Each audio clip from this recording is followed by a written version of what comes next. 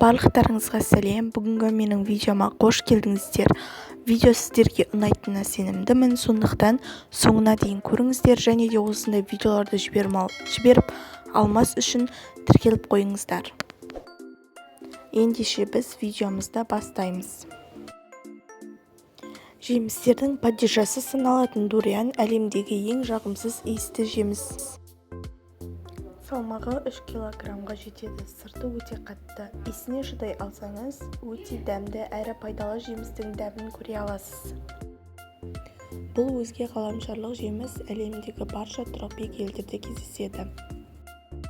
Малай тілінде шашты деген мағына беретін жеміс қызыл түске енгенде және сыртын түк қаптағанда жеуге жарамды болады. Ортасынан екіге бөліп, ішіндегі ақ жемісі желінеді. Дәнегі және қабығы жеуге жарамсыз. Дәмі киви және шафралға ұқсайтын бұл жеміс айтарлықтай тәтті емес. Екіге бөліп, ішін дәнімен бірге жеуге болады. Қауынды немесе қиярды еске түсіруші бұл жемісті пісіп жетілмеген сәтінде теріп алады. Осы көрінісінде немесе пісіріп жеуге болады.